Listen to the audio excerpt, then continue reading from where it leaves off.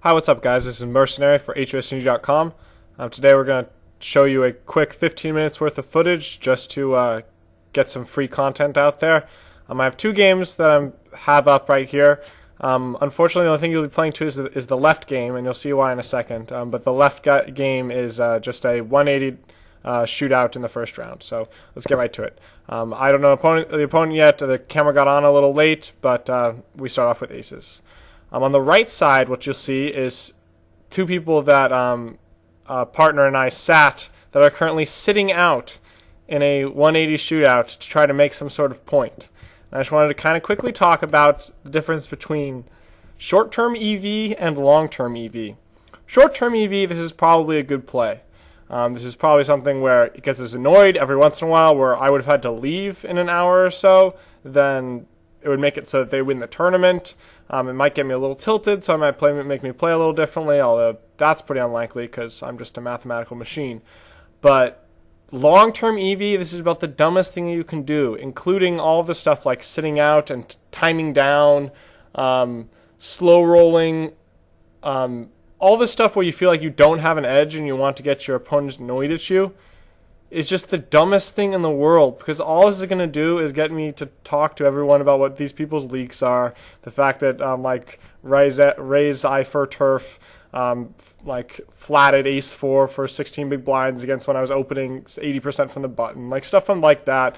Like all it's going to get me to do is to point out that these are two very weak players and should be sat all the time, and I certainly intend to sit them all the time now.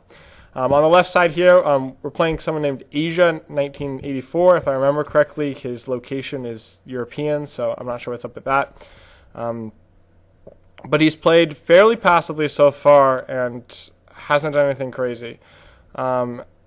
Limped quite a few buttons, and because of that, I mean, I'm raising King Jack anyway, but certainly going to raise a high percentage of buttons from the big blind, and if he's going to fold to a lot of C-bets, that's an incredibly profitable strategy. Here comes our first real decision in the match, with the C-bet this against a player so far who hasn't been contesting any pots. Ace high is a definite C-bet there. It means he's going to check raise you less with his draws and bluff you out of the hand. It also means that he's going to fold out 25% equity a ton of the time, which is really valuable to you.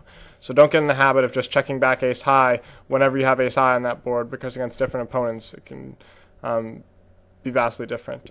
I see bet here intending against this type of player to go ahead and barrel, because I expect a lot of 4x and 5x to call, but to call one street but not future streets. But once the board runs out like this, it's not a very good board to see. That 5 on the turn really improves a lot of his range. He's not going to fold 4x. He's obviously not going to fold 5x. He's basically, I don't think, going to fold very much that he called with on the flop, maybe some king high, and then that king high got there on the river anyway. So while he did show up with the draw, which is kind of annoying, I think the vast majority of his range is calling there. So good decision, I think, to not hold on to our plan of double barreling and giving up on that bad turn card. Sometimes we can be good against certain players to lead this flop, because if they're not going to bet when checked to, then we're just giving them free cards, and betting gets value out of lots of different hands like king high and draws and things like that. But we didn't really have that much evidence so far to believe that this person is not going to be, it's a really standard flop to bet, and it's okay not to bet it with ace high, although I think he should have. The river call is close, but I think it's defensible based off of the fact he's actually not value betting queen x that much, I wouldn't think. So it's going to be a decent amount of ace x, makes sense, but especially with the ace of hearts, he might even fold ace x without the ace of hearts sometimes on the turn. So there's not a whole lot of value range he's repping, so I'm fine with going ahead and making the call there. On the right side, we're still getting sit-outs from these two guys. It's a great way to continue to get sat a lot. Might as well broadcast their silliness. To the left, we have ace-king, and we go ahead and raise it to 3.5x. We've talked about in the past that with ace-x types hands in the big blind, it's often better to make your raise size bigger, because you're dominating less when your opponent is calling, and ace is also a very overt part of your range. So you're going to get a lot of credit on ace-high flops anyway, which is why you can afford to c-bet less with or 3-bet less with king-queen, king-jack type hands, because you get a ton of credit on the ace anyway, and then you actually have the king and the jack. But With ace king, it's often valuable to get a lot more money in pre-flop. On this flop is another example of how I'm taking different lines against different types of players. From what we've seen so far, I'm just going to go ahead and check fold to the size on this board. I don't expect a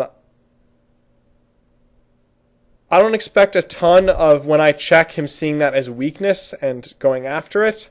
Because he hasn't been contesting pots like that so far. He also hasn't been making big bets with draws. Remember that Jack-2 suited hand where he just went and check-called, that board where he really should have check-raised that flop?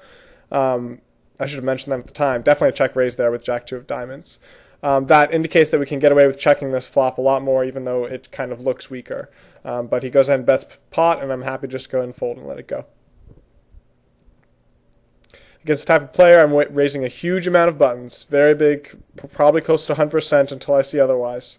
Get some sort of indication that he's very stationy post-flop or something like that, which isn't something we've seen.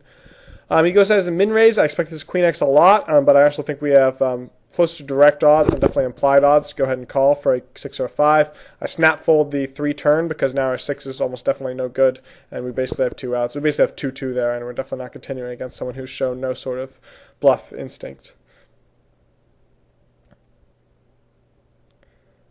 Go ahead and raise Jack-10.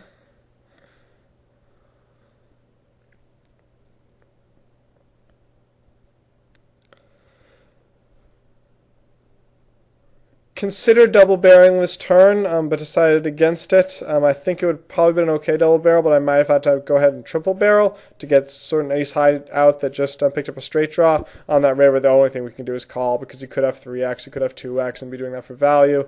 You see me circle that up there because that's a hand that really makes me change my opinion of this player. So I still think that in general he's been giving up a lot. But at the same time, he is capable of making a spaz move every once in a while, like floating and doing that.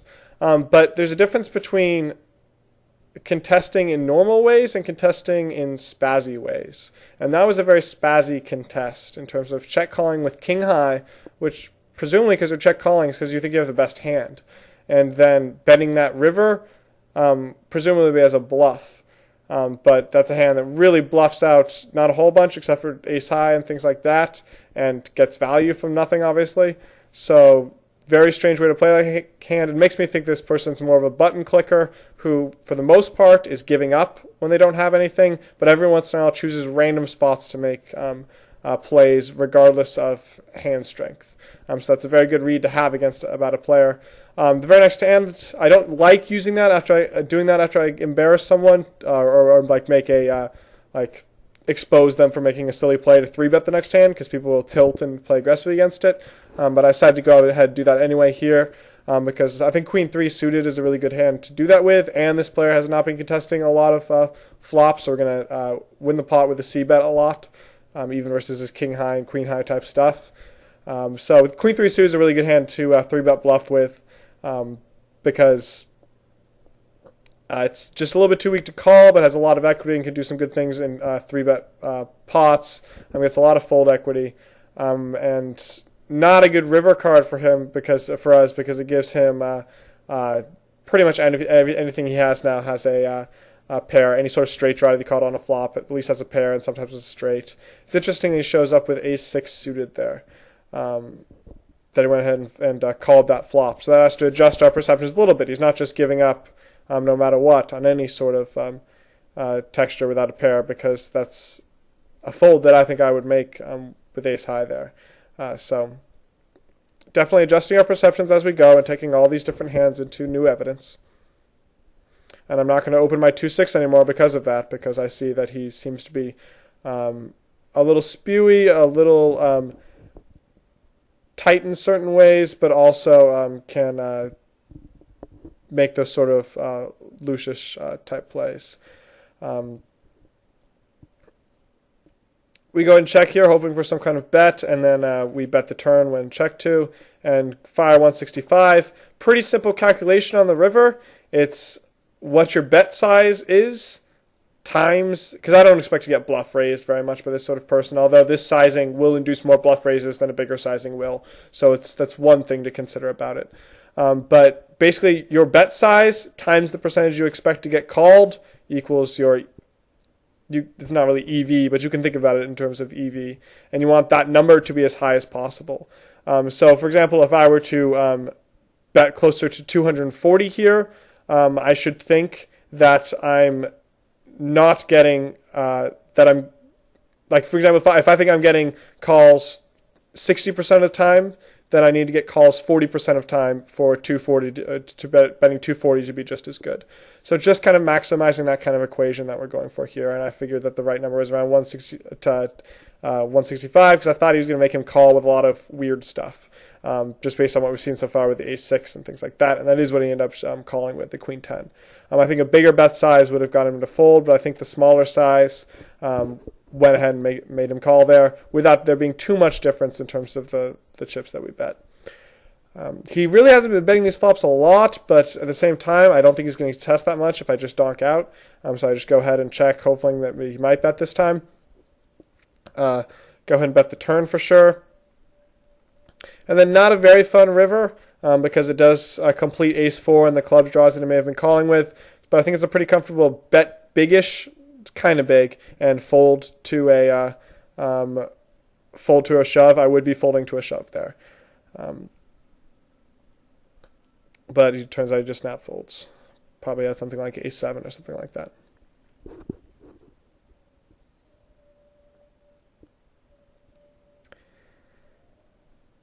I get to update one of my notes here on raise for iTurf because I remembered that this note might not be super applicable anymore. It's good to update your notes so they don't get too old.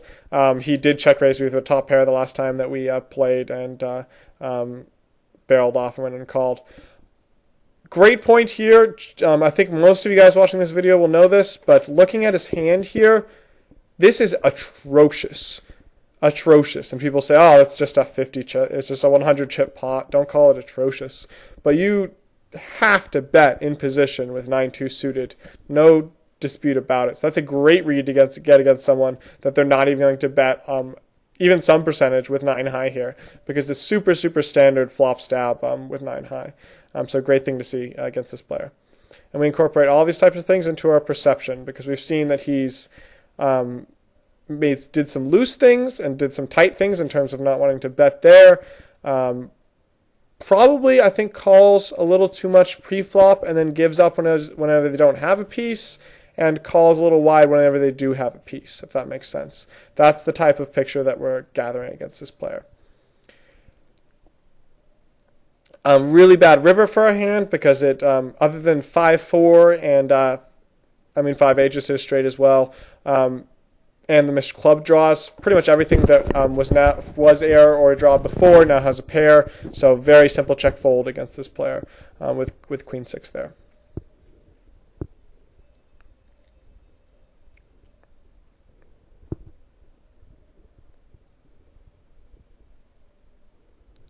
And we start to get really into my comfort zone of 25 big blinds. I like playing deep, but 25 big blinds after playing 9,000 super turbos is something I'm very comfortable with. I go ahead and check this flop just because I really do not think he's contesting it ever. I also don't think I'm going to get 3 streets of value versus ace high or anything like that. So I think it should be very rare that you go ahead and check that flop, but this is the sort of person that so far we've seen 0 check raise contest skills or anything like that. We have seen 1 float, but I'm just not really convinced that he's going to be doing that a lot. And we go ahead and raise with 10s here, hit a fantastic flop. He jams, we call, and naturally he limped called with 9-4 suited, but you'll get rewarded when you play things right, and we go ahead and hit 2 pair here. Unfortunately, because of time restraints, YouTube can only take 15 minutes, so we got to cut it off here. The big point I want to make is that on different boards textures, you're playing them very differently against different types of players, and that don't auto-check ace high on a jack 8-4 with a suit type board, because that's how you play ace high. No, you're playing it very differently based on who you're playing against, and I think going through the process of identifying reads and updating reads based on new evidence, Spams does this really well on his hand history reviews, so you can go ahead and read that in text form. Those are linked in the FAQ on the 2+2 forums.